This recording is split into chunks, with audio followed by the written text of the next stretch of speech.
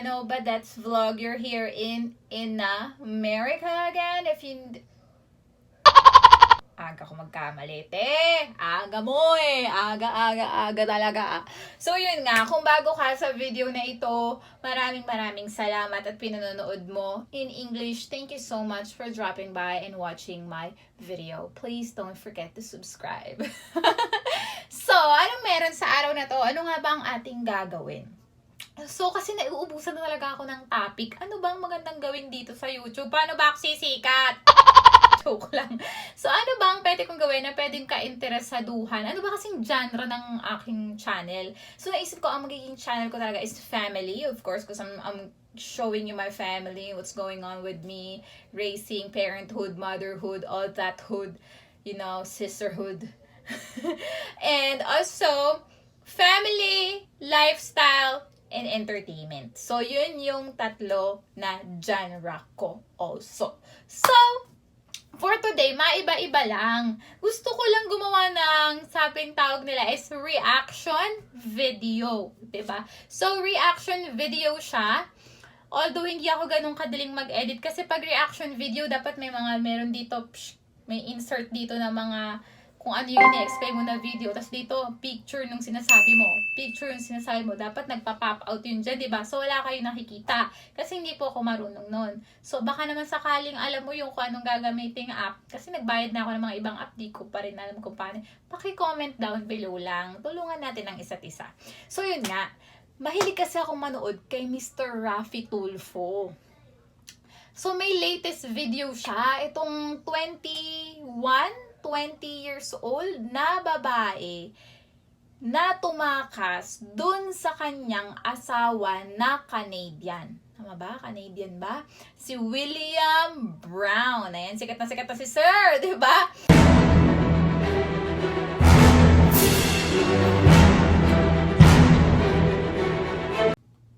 So, yun nga. Let's go ahead and talk about dun sa bago kong napanood na segment dito kay Raffy Tulfo nga, kay Sir Raffy, na may lumapit na isang foreigner na nakikiusap na tulungan siya na mabawi or mahanap ang kanyang asawa kasi nga tinakasan daw siya ng kanyang asawa na Pilipina.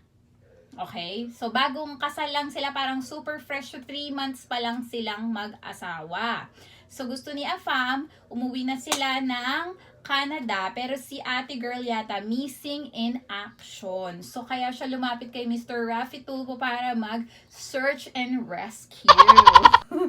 Charot! So, ayun nga. Bago tayo magsalita, or bago natin ikwento at magbigay ng reaksyon sa ating napanood, disclaimer lamang po, ako po ay walang hinuhusgahan dito or pinapanigan. Ako po ay nagre-react lang bilang isang manonood ng programa ni Mr. Raffy Tulfo at ang aking pong sasabihin ay akin lamang namang mga opinyon. Sariling opinyon ko lamang po ito. Wala po akong pinatutunayan or tinutukoy or hinuhusgahan sa eksena na ito, okay? Yun lamang kung ating ito naman si Raffy Tulfo, nagsalita agad, di pa nga hindi ka pa sir, tinatawag. So, yun nga, ang sasabihin ko lamang po ay kung ano yung aking napansin at tingin ko sa nangyari. Bilang ako po ay meron ding asawang foreigner. So, let's go ahead and start. Hindi ko po kayang magpalabas dyan ng mga pa-edit-edit na mga lumalabas dyan. So, gamitin na lang natin itong aking phone. At pakinggan natin, galing dito yung ating maririnig. So, eto ang nangyari. Mangyayari, lumapit itong si foreigner. Ayan. Ayan po, sir. Bring it on. Miss Kathleen Cambrihan Brown, all the way from... So, ayan yun. Ayan yung, anong tawag dyan? Ayan si William Brown. So, ayun nga. So, mangyayari is, para medyo malinawan din kayo, is, pakinggan natin from my phone kung mga paunti-unti and then we'll give reaction, okay? So, ito, pakinggan muna natin. Ito yung unang beses na nagkita si Mr. William Brown at saka si Raffy Tulfo nung humihingi siya ng tulong. Just say everything you want to say and let's see if she would talk to us. We'll try our best to contact her. Do you have a phone number for her, a cell phone number? No, sir. I do, but it won't work. She has me blocked. Oh, She blocked okay. me on everything. Blocked me on Messenger, blocked But me on you have a Facebook. picture though of her. Oh, yeah, I got a picture of her. Okay, we I have got more to- than one. During waiting time. Oh, this is her. You got married? Yeah. Holy moly! I thought she's just a girlfriend. No. She's my wife. How long you been married? 3 months. Where did you get married? Here or? Yes, here. 8th of March. Oh man, and now she's living with somebody else? Yeah. Well, we can file a case against her in that Good. case. All right. Will she go to jail? Well, of course she's gonna go to Good. jail, especially if you Awesome. know where she is right now, if you know her whereabouts. She's in Bay One somewhere, but I don't know whereabouts. That's why we have to flash her picture so that people who might know her would talk to us, would tell us where we can find her, so that we can file a case against her, and that the court would send subpoena to her. Or if we would see her in the act of, especially having sex with the new guy. It's not a guy, then and though. then. Huh? It's not a guy. It's not a guy? No. It's a lesbian? Yes. Oh man. Then we have a problem, like her. Like me? I don't know. You're lesbian? No, I'm gay. So, ayun. Diba? Narinig pa niyo naman. So, lumapit tong foreigner kay Mr. Raffy Tulfo. So, i-advance natin para hindi na natin pakita lahat. Pinakinggan ko yan. Pwede nyo rin naman panoorin yan. So, ang kwento ni Mr. Foreigner, or tawagin natin ang mga characters natin na AFAM. Ito si Foreigner. Si asawa niya, tawagin nating Ate Girl. Ang kanyang ina, ay kasama rin dyan. So, tawagin natin si Mother. At yung ating third party ay si Tivoli Ice Cream. Ayan. Okay, lagyan lang natin sila ng name para hindi nakakalito. So, anong nangyari? Ang sabi ni AFAM, I'm gonna go ahead and tell you kung ano ang sinabi ni AFAM. Ito naman po ay galing lamang sa kanya at hindi ko po ito opinion. Ang sabi ni AFAM, nakilala niya daw si Ate Girl sa Facebook, I don't know when exactly. Tapos, parang itong si Ate Girl by that time ay parang 17 years old lang. Pero ang pakilala niya kay AFAM ay mas matanda na siya sa 17 years old. So, inisip ni AFAM, ay pwede, 'di ba? So, nagka-developan sila, of course, na in love. Who knows, pina-in love ni ate or whatever. Talaga nagmahalan sila by that time. Pagkatapos, sabi ni Ate Girl, umuwi ka naman sa Pilipinas para magkita tayo. Sa Pasko, umuwi ka. Ang sabi ni AFAM, I cannot be borrow one from two. Pwede naman mag-borrow one sa two. Anyway, yun nga. So, sabi ni Ate Girl, so, kailan ka uuwi, diba? Tapos sabi naman ni AFAM is mga July ata ang sinabi ni AFAM, right? Sabi ni Ate Girl, ay, no. Super tagal. I cannot wait anymore. I need to see you right now. As in now. And then, si AFAM sabi, hindi ko kaya yon. So, uwi ako by February. At ayun na nga, umuwi tong si AFAM ng February. Nagpakasal yata sila by March 8 to be exact. I'm not sure, pero March sila nagpakasal. Not knowing na ito pa lang si Ate Girl ay may relasyon na or currently in a relationship kay Tivoli Ice Cream, which is wala naman pong masama. Wala pong masama na magkaroon tayo ng relasyon sa same sex or anything. Wala po akong disagree sa ganyan. Ang point lang is, why would you go in a relationship dito kung meron ka pa palang current relationship? That's the first problem na nangyari, or probably one of the wrong things na ginawa ni Ate Girl na nag-cause ng kanyang problema sa ngayon. So, ayun na nga, wala na tayong magagawa. Kinasal na po. So, ang nangyari sa sumbong is tumakas yata to si Ate Girl by the time nag-honeymoon sila. Sumakit ang tiyan ni Sir. Parang sabi niya, bibilang kita ng ice cream or something whatever. Mag-shower ka na. Paglabas ni AFAM, wala na si Ate Girl. Go away na. Come again another day. So yun nga, sa makatuwid, umalis na si Ate Girl. We're not sure kung saan siya napunta, pero ang hinala nila AFAM ay nandun siya sa probinsya kasama ni Tivoli Ice Cream, and they're living happily ever after. So ayun. Bad naman talaga yun. Bad naman. Wag namang ganon. There are a lot of ways to say kung nagkamali man tayo, may nagawa tayong hindi tama, o kung alam natin na mayroon tayo sa buhay na pagkakamali, we have to face it. Like, face it. You know, face it. Pakinggan natin itong ano na to, part na to, para alam nyo din. So, feeling ko tama ako, March 8 sila kinasal. This year, Yes. March, April, May, June, July, so it's been only 3 months. Yes. And you're about to go to Canada and bring her with you, I want to, yes. and she disappeared just She like did, that. just like that. And you don't know where she is? She's in Bay 1 as far as I know. She didn't tell you. No, she's got me blocked. She won't talk to me.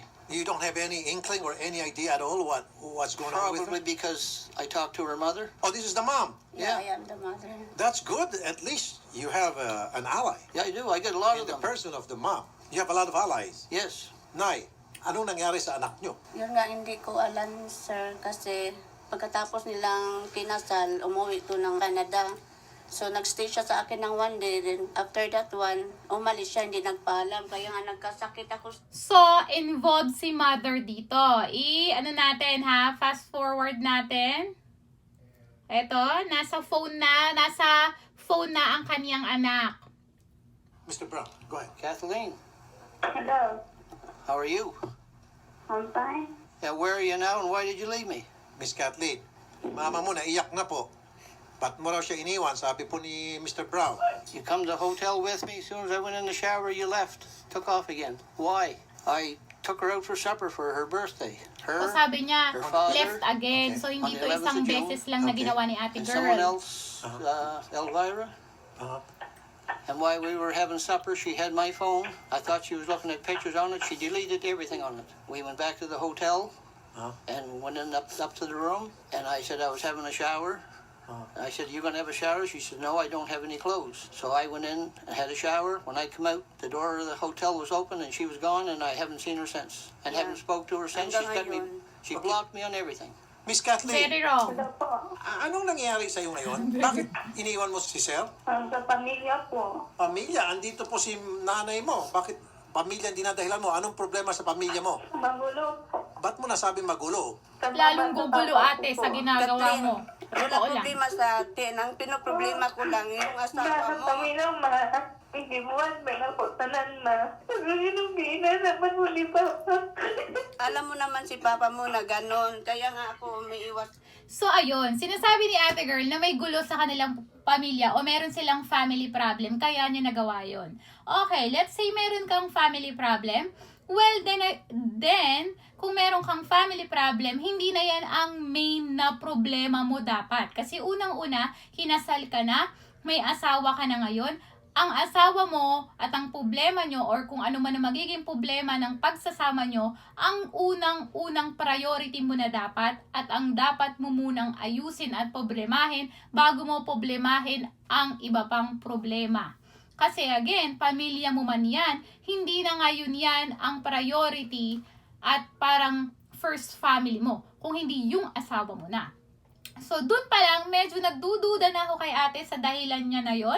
Pero let's give her a doubt kasi since bata pa siya, 20 years old lang yata, she could be very emotional or rebellious at sa nangyayari sa kanilang pamilya, nanay at tatay niya at siya, maaaring nagre-rebelde siya. At ito ang dahilan kung bakit pati ang asawa niya ay napapabayaan niya. So, let's give her a point on that. Pero tignan natin ang sunod na mga sasabihin niya while she is on the phone. So, ito guys ha. Ito na yung papakita ko sa inyo yung part na tinatanong yata siya kung bakit niya pinakasalan si Brown, di ba? Ano ang plano niya? Nagets mo, ma'am? Opo. Pwede ka pang makipagbalikan na lang dito kay Mr. Brown? Ayoko na po. Ma'am, kasal ka sa Ayaw kanya. na niya. Ba't mo siya pinakasalan kung ayaw mo na sa kanya? Anong reason bukod pa doon sa may problema si mama, papa mo? Kung mama po, pinipilit po akong humihingi ng pera. Sir, I'll Hala. translate it to you. She's saying that her mom is trying to force her to ask money from whom? William. And one of the reasons why she Oh my God. left you because she's embarrassed because her mom Totoo is kaya? trying to force her to ask money from you. So she doesn't want you to be a milking cow. I think that's what she meant. I could laugh at that, but you know that's not true, Kathleen.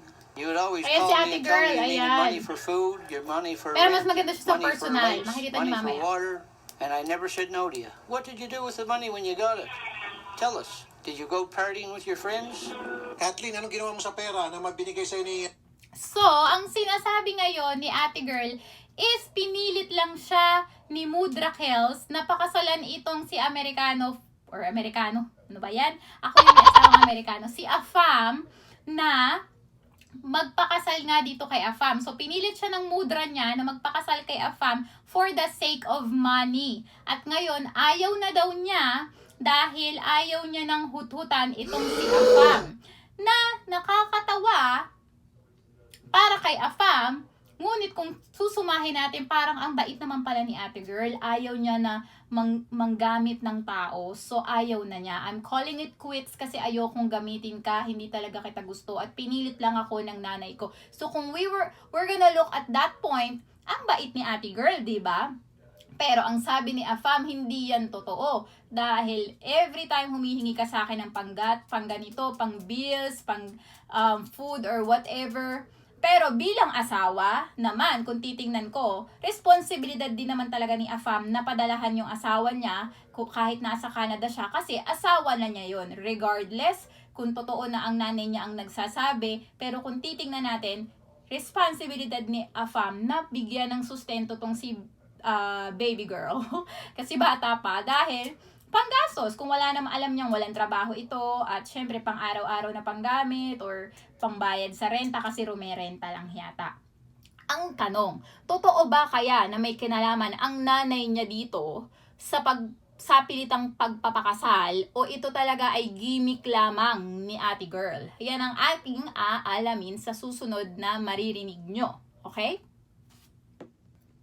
Okay, let's hear the side of Mudra Kels naman. Si Mudra Kels. Ma'am, gusto kitang magsalita. Hindi naman totoo yan, Kathleen. Every time na mag-ask ka sa kay William ng money, hindi ko naman rin yun alam. Mati, buhat to pagawas ma.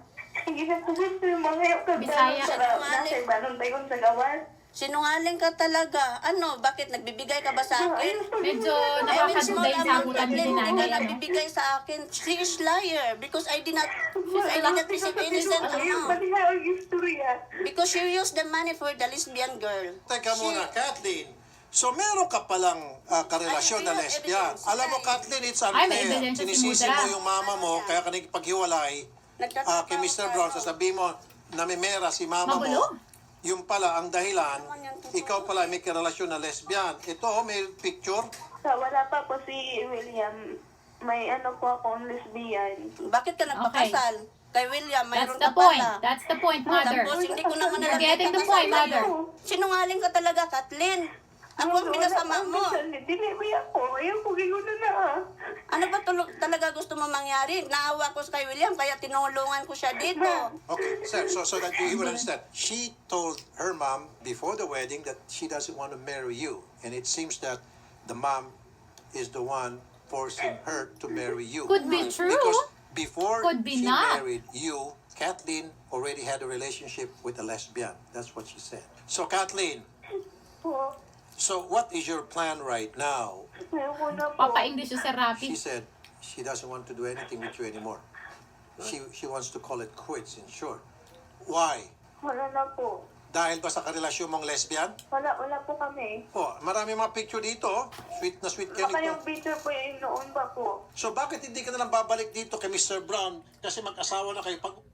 So, sinasabi ni Ate Girl, currently, is wala na silang relasyon nung Tivoli Ice Cream. Sinabi niya na wala na sila ni Tivoli Ice Cream. Sa kanya po nanggaling ha, na parang, pero bago pa dumating tong si Afam is sila na noon. Pero ngayon, wala na sila. Nilinaw niya. Also, sinasabi niya na yung nanay niya daw ang nag-force sa kanya. Kahit sinabi niya raw sa nanay niya na ayaw niyang magpakasal. Sinabi naman ni Ina or ni Mudra Kels na ikaw ay such a liar. You're a liar, liar, liar. Hindi yan totoo. So, ang gulo guys, diba? Sino sa mag-ina ang nagsasabi ng totoo? Who knows, pwedeng, diba, alam ng nanay niya yan talaga at nagsasabi yung bata talaga ng totoo. Kasi there are some cases na ganyan eh. Minsan kasi sa hirap ng buhay, gusto nating makaangat-angat or yung gumanda ang kinabukasan ng anak natin, gusto natin mapaayos sila na akala natin tama. Minsan pinangungunahan natin yung mga desisyon or tayo ang gumagawa ng desisyon para sa kanila. Pwede rin naman ganun. No, hindi ko sinasabi na itong video na ito ay ganun yung nanay niya, pero merong cases na ganun. Ngunit, sinasabi naman ng kanyang ina na hindi yan totoo, wala akong alam at nandito lamang ako dahil tinutulungan ko to si William at naaawa ako sa sitwasyon niya. Which is nakakaawa nga naman kasi mukha namang sincere si Afam at mahal talaga siya para lumapit pa kay Raffy Tulfo at hanapin siya at mabawi lamang siya. So kayo, ano sa tingin nyo ang totoo? 'Di ba? Ano sa tingin nyo? Sino? Ako, medyo naguguluhan ako pero meron na akong sa, dito opinion dito. Pero mamaya ako nasasabihin sa inyo. Pakinggan muna natin ngayon at alamin kung anong magiging reaksyon ng bawat isa pag nagkita sila. Kasi ito yatang si ate girl ay nandoon kay Chibuli, doon sa probinsya, bibilihan siya ni Raffy Tulfo ng ticket, next day lilipad siya at magkikita na sila. So ano kaya ang mangyayari? Yun ang part 2 nung... Part 2 na tayo! Have a seat. Kathleen, meet Mr. Brown, your husband, and your mom. Would you like to sit? Okay, she's crying now. Ayan, You know the pinaiyak age mo, difference Raffy. between her. I do. She wanted me to come over for Christmas, and I couldn't come. Oh, she Ayan was yung the one who kinukwento ko. invited you. Yeah, you said to come over for Christmas, and I told you I could not come. I said I would be over in July, and you said it was too late. So then I made arrangements to come on Tama the pala 10th yung of sinabi ko, February, ano? and you were all happy about it. What would you like to tell her? Hi. Come on, man. You I can don't do know better what to than that. say to her. Say to her something. Say, Come come back. back to me, Mama. Please come back. My loves! And then she would say, please release me, let me go. So I don't love you anymore. You know that song? I heard of it. Yeah. Okay. Kawawa Would you come naman back yung to me? Canadian. Once you can. Tell me, honestly, what is the main reason why you don't want to come back to your husband? I don't love him. Why don't you love him? Oh my Were you forced by God! somebody? Ay, di ba yun, mga moms? I don't love him. Why don't you love him? Or why you don't love him? Napilitan lang po ako. Di ba? Sa buhay natin, ng mga ginagawa natin, minsan talaga, parang nasusukol tayo dun sa sitwasyon. Ang lalim ng nasusukol ko. Nagkakaroon tayo ng sitwasyon sa buhay natin na kinakailangan na agad natin gumawa ng desisyon or ng hakbang na minsan hindi na tayo nakakapag-isip kung tama nga ba to or hindi. So, para sabihin mo na pilitan ka, it's either no choice ka na talaga sa current na sitwasyon mo, kaya ka nagpakasal dito dahil sa tingin mo ito ang solusyon, o baka naman, meron kang problema at alam mo itong taong tong makaka-resolve sa problema mo, or 3, possibly na talagang may pumipilit sa'yo para gawin ito, kaya no choice ka, napilitan ka na lang kahit hindi mo mahal si Afam. Alamin natin ang iba pa na sasabihin nila. My mom. No, I did not know that. By my mom. Okay, in the first place, Kathleen, you were the one who invited him to visit here in the Philippines. And why did you engage chatting with him if he didn't? The Oh, first yes, move, you were. She was saying, Mr. Brown, that she was forced by her mom to marry you. I don't think. She never mentioned nothing to me about being forced to marry me. She had lots of time to say Of no. course, kung Oo talagang naman. pinuforce yan, hindi niya yan sasabihin No. sa'yo. Takot lang Sabi ko yan. na po sa kanya na ayaw ko. Mas si You Afam. told him? Bakit ako ang biniblame mo, Kathleen? Ayan Hindi na ko sila, talaga oh. alam, Kathleen. Magkamukha sila, no? Bakit kakausapin mo, kapatid mo? Hindi ko talaga alam kung anong kasunduan niyo ni William. Nagtaka na nga Magi ako. ko tabi ako ni mo, ma. Oh my Yun God. sa ko ni mo, pagkulata Wait a minute. She said she got beat up by her mom because she doesn't want to marry you. Talaga ba? When was this? Na first month, in December. December, no. You are liar. Welcome, come here. You're a Is liar. Ilom sa mabaistoryahan. February. Okay, shut up, let her talk. Kita siya, giyon sa ko ni mo. He saw it? You saw it? No, I Parang never. nagkakampihan. Yung pagkulata, magina Yung nanay at saka si Afam, ano? Saan? Saan Hindi kita- kayo nabibig, kita nagkakaroon talaga ng pinadaya, pera to Kathleen? si Mudra Kels kay Afam. ka sa kuwan. Ano sila eh, suporta sa isa't isa eh. Tubangan sa iya, ha? Oh, wait a minute. Wait. Naay mo kauban na to, gigas trabaho. While she's being beaten up by her mom, you were just watching Mr. Brown? No. That's what she said. She's She's liar. lying. Maluka sa nga tinuod. Sabay pa sila. Bata ko nimo. Sis, Kauban nimo si mo trabaho kita sa kuha. Ang kuna mga anak man ko nimo mga nay mama ko minutbutan. Oh. Mura ko dili ko nimo anak kay mo ko igadaon. Nagsisinungaling siya, hindi nga nakita ng husband niya na inano ko siya eh. Lumaya siya kasi yung nandun asawa Anak ko niya. nimo madili. Yes, of course. That's why, Ang imo ko ginahingan eh. ikaw kaya ang gumawa ng gulo sa lahat. Ganto. So parang ang hinanakit nung bata is, bakit yan nga ang kinakampihan mo? Ako nga ang anak mo. 'Di ba? So dalawang bagay yan. Puposisyon tayo sa kanilang dalawa para wala naman tayong pinapanigan. Nakakasama nga naman ng loob kasi nga napapansin ko rin parang masyadong kampihan itong si Mudra Kels at saka si Afam. Hindi naman kaya itong si Mudra Kels ay nagpapalakas kay Afam para tuloy-tuloy pa rin or siya ay tulungan sa suporta o para feeling close sila na tinulungan niya yung kaso ni Afam. I did my best na parang ganyan at para siya naman ang makahingi ng pera kay Afam. Hindi naman kaya ganon. Or kung hindi man, willingness lang niya talagang tulungan dahil naaawa siya at pwedeng gusto niya kasing itama ang pagkakamali ng anak niya dahil alam niya na mali nga ang ginagawa ng anak niya na nagpakasal tapos ngayon porkit ayaw mo na, mawawala-wala ka na lang at pababayaan mo na yung asawa mo. Kasi nga may kasabihan daw, ang pag-aasawa, hindi parang kanin na pag napasok ka, iluluwa mo. Hindi pwedeng ganun ka lang kahit niluwa mo na, kainin mo uli. Gusto mo na uli, kainin mo uli. Kainin mo lang kainin. Dapat ganon. Ito guys, pakinggan na natin yung Irene Torres. Ito yung Tivoli. Gandang hapon sa'yo, Irene. Kumusta kayo ni Kathleen? Okay lang, sir. Gaano na kayo katagal ni Kathleen magkarelasyon? 3 months na, sir. So ngayon, okay pang relationship nyo? Going stronger pa kayo? Yes, sir. Kasi Ibig sabihin, nagsinungaling si ate girl dahil ang sabi niya nung siya ang nasa phone patch kahapon is wala na daw sila at ang relasyon nila ay noon pa bago niya nakilala si Afam. So, 1 point na nagsinungaling po sila. I-fast forward natin. Irene, ito pong sitwasyon. Si Kathleen, ayaw na niyang sumama kay Mr. Brown, yung kanyang husband. Gusto niya nang iwanan kasi para maipagpatuloy niyang relasyon yung dalawa. ganito kasi, sir. Miss Irene, pwede bang mag-English ka kasi nagikinig si Mr. Brown? Okay, I try, sir. I try. Speaking for my help. That's why I'm helping her. Because Anong helping she her? just Paano mo wants siya to leave their tinulungan? house because her mother forcing her to marry that Mr. Brown. Oo, so dalawa na sila ngayon sa sabi What's the si date? Mudra Kels. Ang Anong araw yun, nagpo-force. Irene? Nung pumunta dyan sa'yo? March 14 siguro ata, sir. We was married on the 8th. Okay, Irene. Ah. Sana So, March 14 na sinabi ng mga ganyan na pinipilit siya. March 8 kinasal. Guys, skip ko na kasi masyadong mahaba at yun ang ginagawa nating reaction. So, short lang. na talaga Ayan. pwedeng magbalikan kay Tinatanong Mr. niya na Brown. kung anong desisyon. Hindi na po. So Ayaw what's niya gonna na. happen to the marriage?